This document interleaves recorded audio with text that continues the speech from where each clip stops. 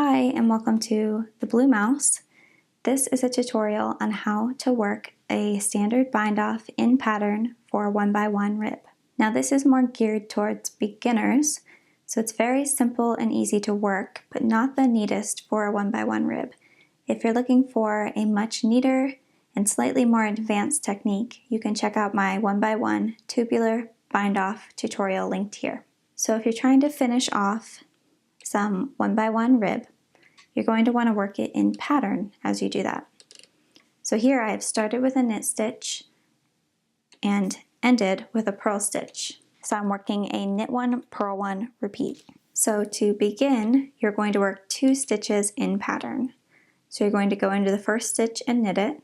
So go under the first front loop, yarn over, pull up a loop and slip that off. Bring the yarn to the front and purl the next stitch. So go in from right to left into the front loop, yarn over front to back and purl it, slip it off. And now you're going to work with these 2 stitches, and you're going to take your needle and go into this first stitch here and pull it over the second.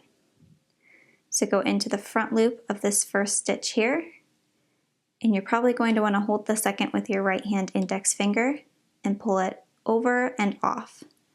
So over that second stitch and off. And you've just bound off 1 stitch. And so from now on, you're going to work 1 stitch in pattern and then bind off 1. So our next stitch is a knit stitch. So we'll go into the front loop, knit it, and then we're going to bind off again. So again, we're going to go into this first stitch here and pull it over the second and off the needle. So go into the front loop of that stitch, hold on to the second one and pull that stitch over and off. And now we're going to purl the next stitch because you can see the purl bumps there. So go ahead and purl it. And we're going to do the same thing we just did. So pull this first stitch over the second one and off the needle. So go into that first stitch, hold on to the second, pull it off,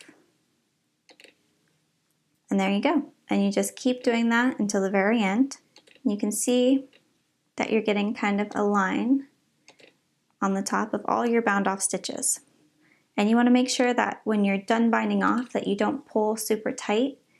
You want your stitch to be nice and normal on your right hand needle. So you just keep going in pattern until you have fully bound off all your stitches. And I will meet you at the last stitch to help you finish it off. So if you're having trouble binding off loosely, you can use a larger needle for your right needle, and that can be helpful. Or you can just try and knit looser with your right needle, because you still want your bind off to have some stretch to it. And when you get to the last stitch, you're going to purl it and bind off that last stitch. So first over the second and off, pull up a loop, and then you're going to cut your yarn, leaving a long tail to weave in. So you can either take this loop and pull the tail all the way through and then pull it tight, or for a slightly neater look, you can pull the loop all the way through. And there you have it. See, it looks kind of wonky when it's laying flat like this, but that's because it looks nice when it stretches out as rib does when you're wearing it. So it's still a pretty nice and elastic bind off. If you're finding that yours is too tight, you should go up a needle size when you bind off. And you may find that you even have to go up 2 needle sizes in some cases, if you happen to be a tight knitter. But I hope you found this video helpful, and if you did, please like it and subscribe for more tutorials and podcasts.